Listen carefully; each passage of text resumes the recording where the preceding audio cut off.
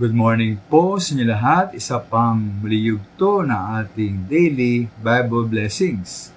Pamagat po na ating araling umaga ay magbahagi kahit tanggihan.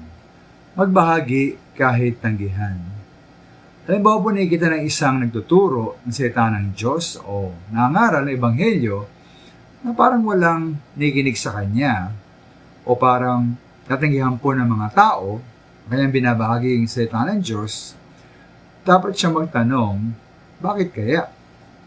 Mari meron dapat siyang ayusin sa kanyang sarili o sa kanyang pagbabahagi. Mari hindi siya kapanipaniwala dahil ang kanyang sinasabi ay baka naman baliktad sa kanyang ginagawa o bumuhay. O maaring boring ang kanyang panalita o presentasyon. O maaring walang laman o walang koneksyon o walang kabuluhan sa buhay ng mga nakikinig. Dapat pa siyang mag-aral, magpahusay bilang isang tagapagsalita o public speaker. Ngayon mga di minamahal, posible rin na ang problema ay ang uri na kanyang nakikinig o audience.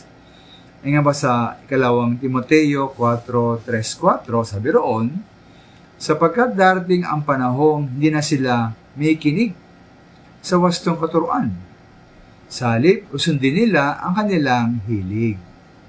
Maghanap sila ng mga tagapagturo na walang ituturo. Kundi ang ibig lamang nilang marinig. Hindi na sila makikinig sa katotohanan, sa halip ay babaling ang pansin sa mga alamat. Kaya po kumari lamang sana na para maraming makinig sa atin, ituro po natin, ipangaral natin yung mga bagay lamang na gusto marinig ng mga tao.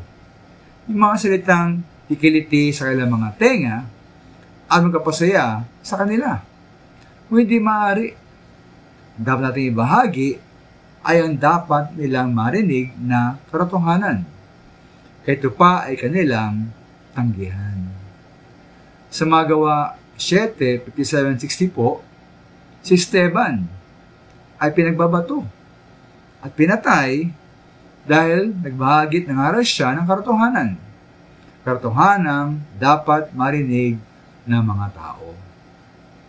Tayo ba handang maging tulad ni Esteban na mangaral magturo kahit mga bagay na ayaw nilang pakinggan, ngunit pawang totoo? Maraming salamat.